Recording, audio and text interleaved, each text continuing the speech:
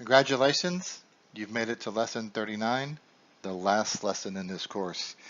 This lesson is going to cover disciplinary actions and some miscellaneous laws that I didn't really know where to put, so I put them in the last chapter of the book. Actually, not the last chapter, there's a chapter 7 as well. We're going to cover pages 263 to 278 in your book. I'll just briefly mention some material that's in chapter 7, which is mainly your practice questions at the end of the book. So congratulations, and we'll get started on the next slide. Okay, let's talk about inspections and grounds for discipline, starting on page 263. The Department of Health has the authority to inspect your pharmacy at reasonable hours. You can see the details of that in letter A on page 263. On the bottom of 263, letter B starts the grounds for discipline against a pharmacist or a pharmacy technician or any other licensee under the Florida Pharmacy Act. Now, these grounds for discipline are taken from Chapter 465, which is the Pharmacy Practice Act, because these are the more likely ones pharmacists are going to violate. But you're also subject to any of the violations under Chapter 456, which is the general chapter that we talked about earlier for all healthcare practitioners. So I gave you the reference there to Chapter 456.072, which has a whole host of other things you could be cited for violations, but we're going to focus on the ones in the Pharmacy Practice Act here. And you can read through these. These are things that you would typically expect that a pharmacist or a intern or a pharmacy technician could be licensed for. Obtaining a license by misrepresentation or fraud, getting a license or attempting to get a license on behalf of another person by impersonating another person, for instance, allowing a person who's not a licensed pharmacist to practice pharmacy in a pharmacy. Then number 4 on the top of page 264, if you're just unfit or incompetent to practice pharmacy, and they give you specific reasons for that, either habitual intoxication with alcohol, mis or abuse of any controlled substance, or even having an abnormal physical or mental condition which threatens the public safety. Now we'll talk about having an impairment problem a little bit later, but just know that there are separate grounds for being incompetent that do include misuse or abuse of drugs or alcohol. Any violation of the Food, Drug, and Cosmetic Act, the Controlled Substance Act, and number 5. Number 6, being found guilty regardless of adjudication. And so no matter what happens, if you're found guilty of a crime that directly relates to the ability to practice pharmacy. And note here that a plea of nolo contendere, which is a no contest plea, is also considered a conviction. That's an important distinction because in criminal law, if you're being charged with a crime, often for a first offense, you can plead no contest, which is not an admission of guilt for criminal purposes, and that can likely get you into like some type of deferred adjudication or probation or something like that for your first offense, and so that you may not have a record later on if the record can be expunged. That's all part of the criminal law proceeding. However, if you find yourself in this situation, make sure your criminal defense attorney realizes that you also hold a professional license as a pharmacist. So there are implications when you plead no contest. It may help you say that you're not pleading guilty to the crime, but for purposes of your license, a no contest plea is considered a conviction.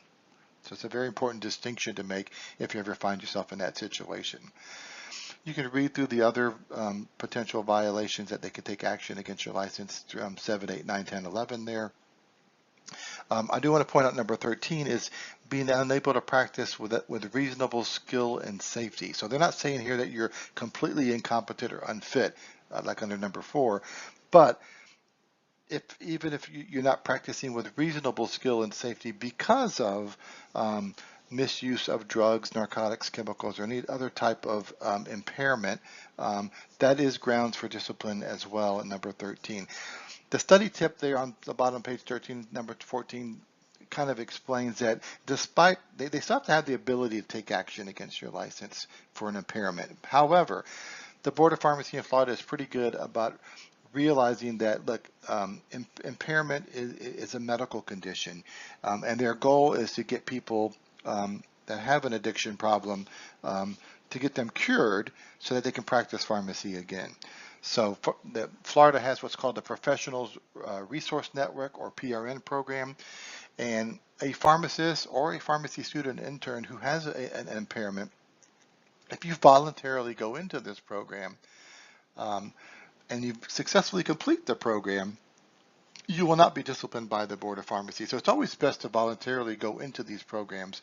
And the PRN program, they will cite numbers of people that are in the program to the Board of Pharmacy, but they keep your enrollment in this program confidential. However, a lot of the people that are in the PRN program are in there because they were referred to the program by the Board of Pharmacy. So if you're brought up for discipline by the Board of Pharmacy, either through a complaint or an error that you made, and part of the reason you made the error, you admit to having an impairment, the board will likely refer you to the PRN program as a condition of your case. And if you successfully complete the program, you'll be able to maintain your license and continue to practice pharmacy. If you don't complete the program, however, successfully complete the program, there will come a point where eventually you will not be able to get your license back and continue to practice pharmacy. I do want to point out another grounds for discipline. That's number 16 on page 265. If you fail to notify the Board of Pharmacy in writing within 20 days of being unable to practice because of disciplinary action in another jurisdiction, or being investigated in another jurisdiction, that's grounds to discipline your license in Florida. So if you get in trouble in another state, or you're being investigated in another state, you do have to notify the Board of Pharmacy about that within 20 days. And there's a couple catch-all provisions in here. You'll see number 18, violating any provision of Chapter 456, which is the one for all healthcare practitioners, or Chapter 465, which is the Florida Pharmacy Act, and any of the rules underneath that. So we've gone through a lot of rules in this course. So any violation of any statute, any of the rules related to pharmacy practice are also grounds for discipline of your license. A couple other ones here. Dispensing a prescription that's not really a prescription. This gets back to the corresponding responsibility, but it's not just for controlled substances, for any medicinal drug as well, on page 260, on the bottom of 265 and over to 266. And number 20 are grounds for discipline when you make an error or an omission, when you fail to do something that you should have done. This includes medication errors, not clarifying or interpreting a prescription incorrectly, messing up on a pharmaceutical calculation, not acting on a drug-drug interaction, anything that can harm the patient that you didn't do. These errors or omissions, which really gets into the negligence realm. When you're negligent in the practice of pharmacy, not only could that cause a lawsuit against you, it can also cause the Board of Pharmacy to take action against your license. Letter C on page 266 have some additional violations that are found in 465.015, and you'll see in the note there that some of these are actual criminal violations and apply to any person. Like if somebody who's trying to impersonate a pharmacist, they can be charged with a crime. A person who's trying to pass off a prescription, a fake prescription, it's also, so some of these are violations that can apply to anybody because they're criminal violations. But some of them are very specific, and you can tell by the way they're written that only a pharmacist or maybe a pharmacy technician are the ones that could violate these provisions. So you can read through some of these. You'll see the first one is, operating a facility that's not, that as a pharmacy, that's really not a pharmacy, not licensed as a pharmacy. On the bottom of page 266, making false or fraudulent statements when you're applying for a license, that would be a big one. Continuing there on the bottom page 266, dispensing prescriptions when you're not a licensed pharmacist, that would be a violation that I guess somebody else could be charged with because you're not a licensed pharmacist who's doing it. Going over to 267, if you dispense medicinal drugs without a prescription, of course we do have emergency refill rules that could apply here, but notwithstanding emergency refill rules, if you're doing it outside of the emergency refill rules, that's a violation that a pharmacist could be charged with as well. I always love the one in number 3 that nobody's allowed to use the term pharmacist or druggist or anything that would confuse people. And same thing in number 5, that a place of business cannot use the word pharmacy, RX, or apothecary without being a pharmacy, because we don't want to confuse the public. And I see businesses all the time that violate this. I've never seen one prosecuted for it. I've seen the furniture apothecary. I just recently saw a marijuana dispensary using the word apothecary close to my house, which is interesting because I live in Texas and there is no legal medical marijuana in Texas. But a lot of people violate this, but I always love these provisions. Almost every state has these. Okay, moving down to letter D on the bottom, page 267. This one says, this tells the board what they have to do when somebody applies for a permit. Remember, a permit, we're talking about somebody trying to get a pharmacy permit for a facility. And it said that the department or the board shall deny an application. So they don't have any discretion in this. They have to deny an application if any of these conditions are met. And you can read through these letters A through J. So if the person's been convicted of certain crimes, again, if they've pleaded no contest to any crime that relates to the practice of pharmacy, any crime related to healthcare fraud in letter D, if there's been some type of misrepresentation or fraud in the application, very serious implications here that they have to deny the application for a pharmacy permit. You'll see some references there in letter E, been convicted or again pleaded no contest to a felony under these other chapters. These other chapters, I should have guess kind of clarified what they are. Chapter 409, Chapter 817, Chapter 893 we know is the Controlled Substances Act. But these other chapters are Medicaid chapters, so it's a lot of Medicaid fraud here. Chapter 817 is insurance, so that would be insurance fraud. So a lot of it has to do with reimbursement type stuff. So anyone who's been charged with insurance fraud, Medicaid fraud, anything like that, they have to deny a permit to those types of individuals.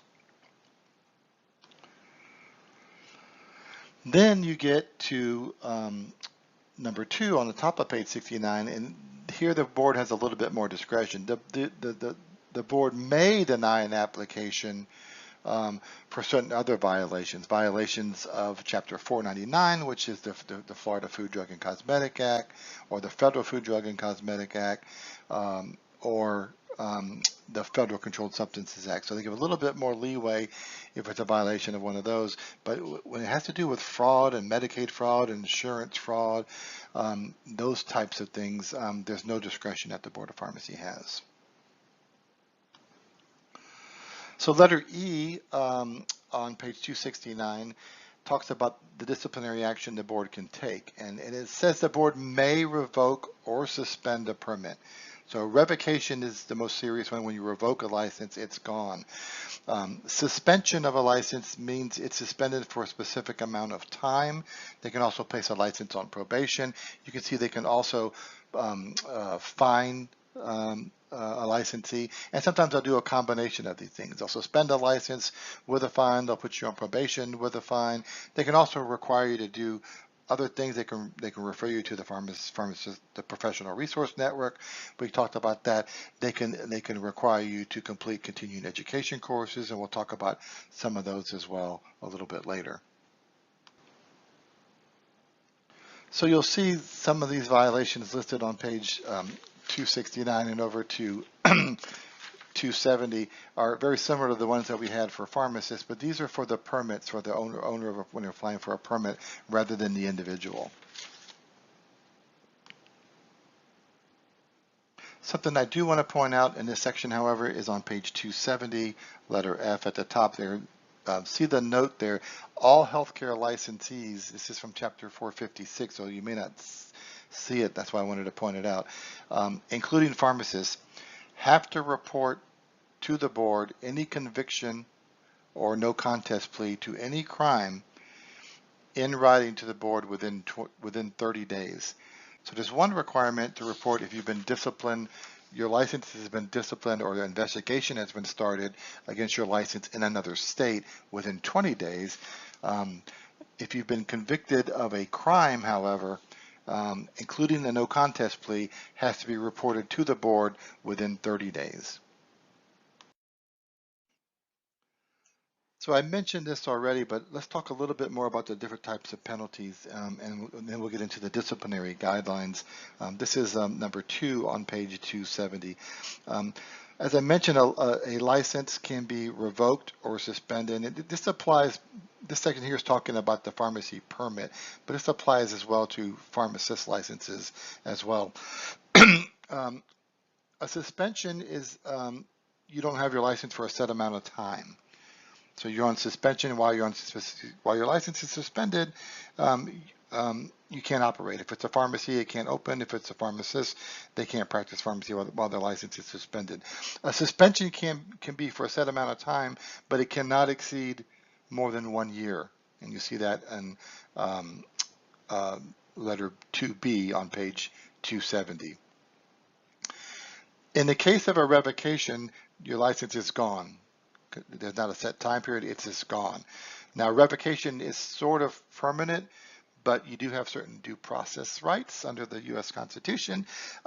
So you'll see there that if a license or a permit is revoked, you are entitled to make reapplication for a permit, but you have to wait at least 1 year from the date of revocation. I will tell you, if your permit's been revoked or your license has been revoked, you're not likely to get it back within 1 year because it's a pretty serious violation for your license to get revoked. But if it's been 5 years or 6 years or 7 years, you might have a chance at actually getting a permit after your license has been revoked. Now you'll also see a license that's on probation, because if they suspend someone's license or if they suspend a pharmacy permit, that means the pharmacy has to close. And that doesn't help serve the public, right, if the pharmacy is closed and suspended. So oftentimes they'll suspend the license, but then instead of suspending them for a long period of time, they may probate the suspension or put the license on probation. And you just got to be very, very careful while you're on probation, because any other violation after that is going to lead probably to a revocation. So you also see probation, as well as it allows a person to work and also allows the pharmacy to stay open rather than having a strict suspension or revocation. Now, on the top of page 271 is a rule that the Board of Pharmacy has. It's Rule 30.001, and it's the disciplinary guidelines that the board has to follow whenever a case comes before the board. And the attorneys for the board will guide the board when they're doing these disciplinary cases and say, well, this is the minimum penalty that we can do, and this is the maximum penalty, and this is often the cases are being settled, and there's a recommended penalty that comes from the prosecuting attorneys. I did not include this entire rule because it lists practically every violation, and it has a minimum and a maximum penalty that can be applied. And I could never imagine they'd expect you to memorize that list of minimum and maximum penalties. However, what I did decide was, it might be good to at least glance at this thing so you can see which are the types of violations that are the most serious ones, where the minimum recommendation might be revocation or the maximum might be revocation, versus ones where they're only going to fine you a certain amount of money. And it just is a little bit of common sense, but I would hope you would know what is considered a serious violation and what is not considered a serious violation. But in case you don't, it might be helpful to look at this rule and the actual chart. So after this lesson, I've got the document there. You can download, or you can always go to the Board of Pharmacy's website and download and look at Rule 30.001. And as an example, if you got your license through misrepresentation or fraud, that's a serious violation that could lead to revocation.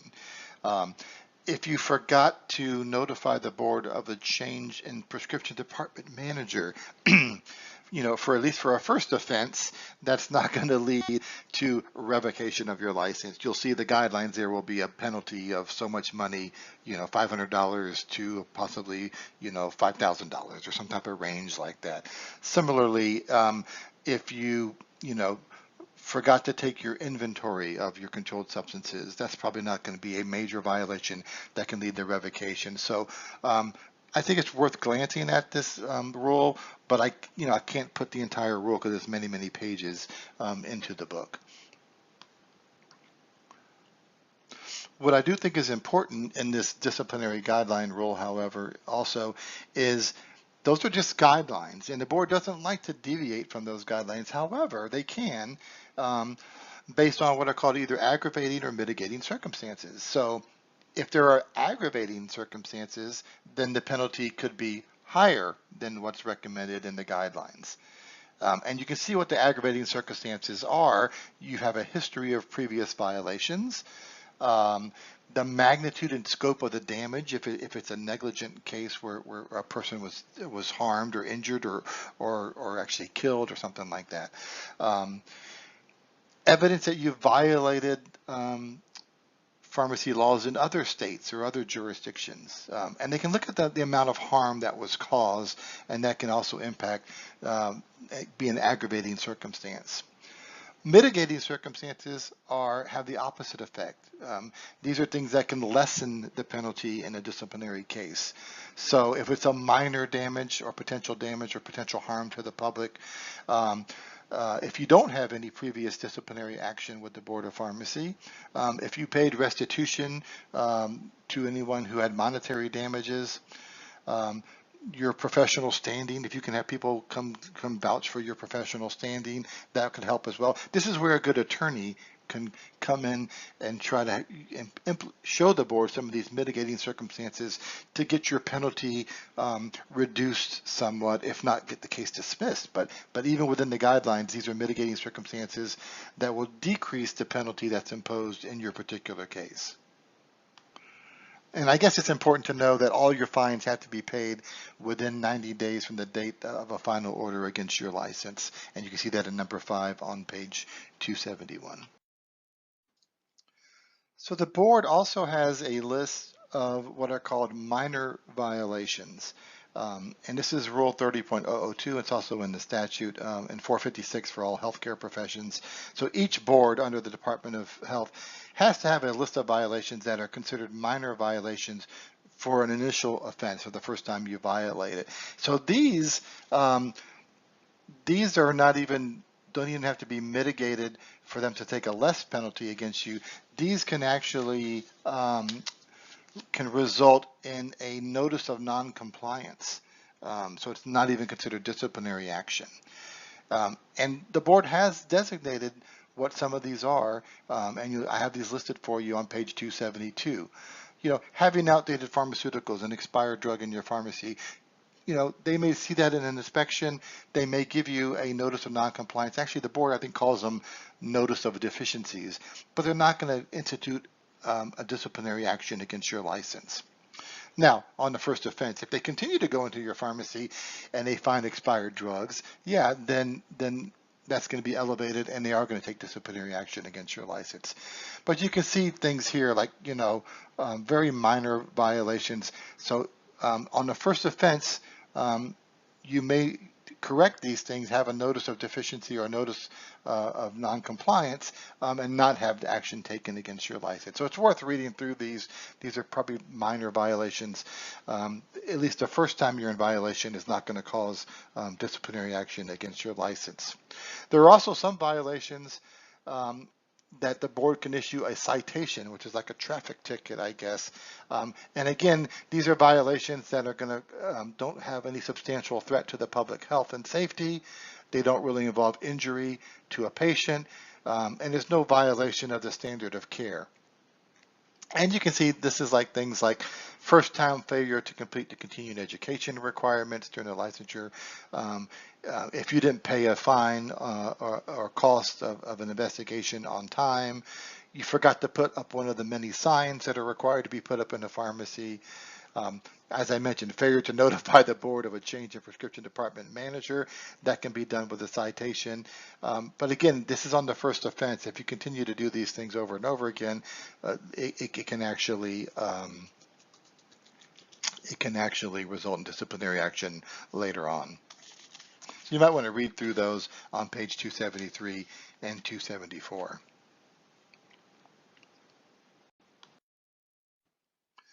Okay, on page 274, I do want to give you an overview of the disciplinary process.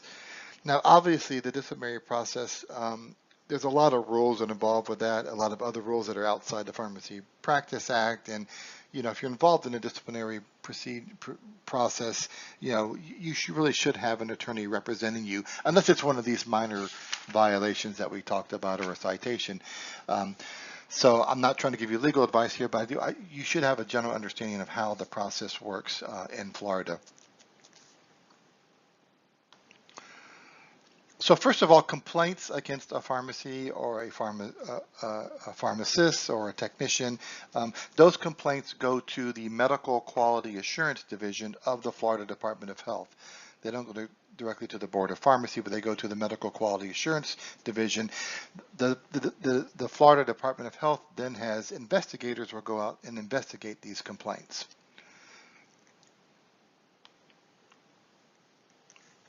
I did notice a typo in the book there. Under I number 2, it says, if the complaint is not considered a minor violation or one that can be resolved with a citation. Oh, no, it's not a typo. It is.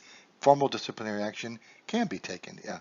If it is minor violation or a citation, then no formal disciplinary action may be taken. But the way I worded it actually is correct. It's not a typo. If it's not minor, or can't be resolved with a citation, then they may start a formal disciplinary process. They will notify you that you are the subject of a complaint, and they'll tell you what the complaint's about, and they'll allow you to respond to the complaint. And that becomes part of the investigative file, and they take that into account before they decide whether or not they're going to move forward with the case or not.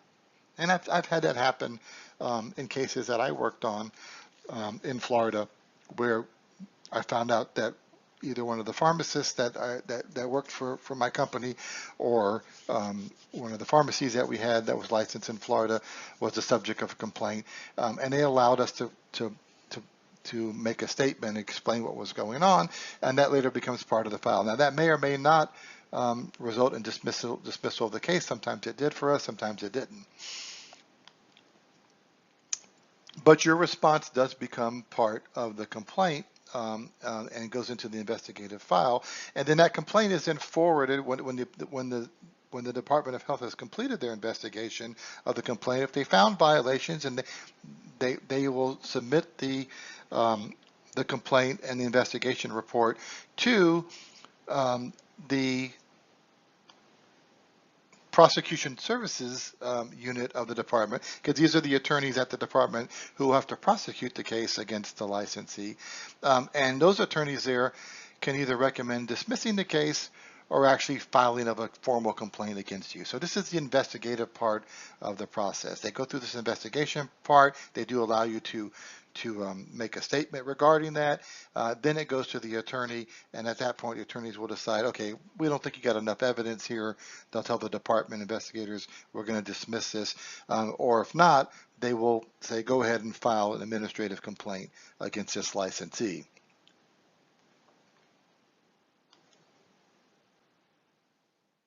Now, if they decide to file an administrative complaint, the department then makes a recommendation that goes to a probable cause panel, which is a panel made up of two Board of Pharmacy members.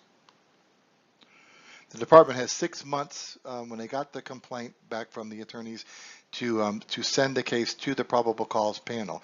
So the probable cause panel, like I said, is made up of at least two board members. They give a copy of the complaint and the investigative file to the probable cause panel. They may add expert opinions that the department thought they needed to shore up their case or whatever. It's the actual probable cause panel, member made up of two members of the Board of Pharmacy, who actually determine if the case is going to go forward or not. And you'll see that on the top of page 275. The probable cause panel determines whether the complaint should be closed or the administrative complaint is then filed and sent to the licensee.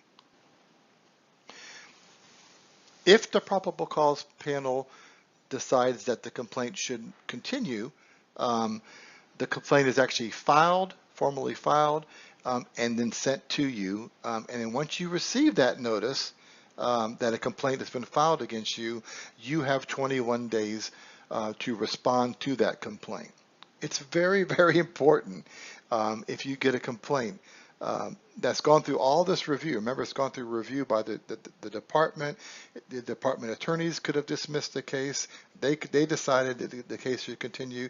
They then sent it back to the department.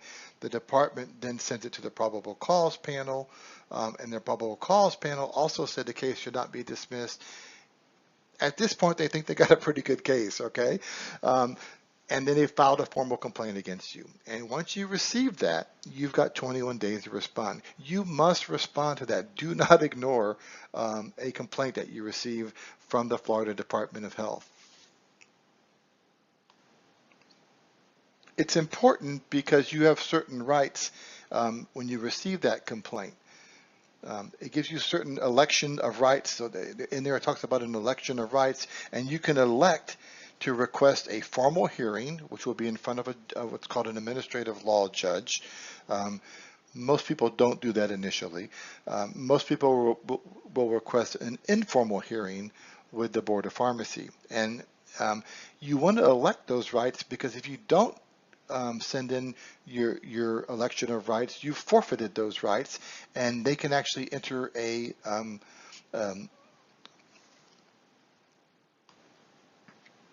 finding. They can actually enter findings against you because you didn't respond to the complaint. So it's very important that you exercise your election of rights when you receive a complaint from the Department of Health. You elect your right to have either an informal hearing or a formal hearing, and you can elect both as well. But in the meantime, what you want to do is be working with your attorney to try and settle the case and have an agreed settlement of the case that goes before the Board of Pharmacy, and the Board of Pharmacy can either accept or modify the recommendation that you have in your proposed settlement. And you'll see that a lot when you go to a Board of Pharmacy meeting. The prosecution services unit, the attorneys that are prosecuting the case, will present a case to the board with all the facts so the board can look at it, and they say that, that we've agreed with the licensee and the licensee's attorney that we should settle this case for such and such a disciplinary action, maybe a fine or a reprimand of the license or something like that. Now the board can always modify the recommendation and say, no, we don't think that's strong enough. We think normally we'd want to increase the fine on this or increase the length of the suspension or whatever. And those are the deliberations that you'll hear if you go to one of these disciplinary hearings at the Board of Pharmacy. One thing I will note is if you go to the Board of Pharmacy, you hear some of these cases being presented before the board.